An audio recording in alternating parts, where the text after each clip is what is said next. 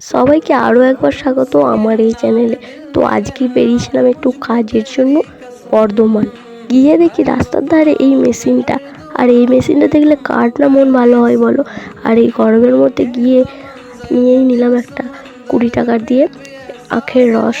আহা, সে কি শান! খেয়ে তো আমার মন প্রাণ জুড়িয়ে গেল।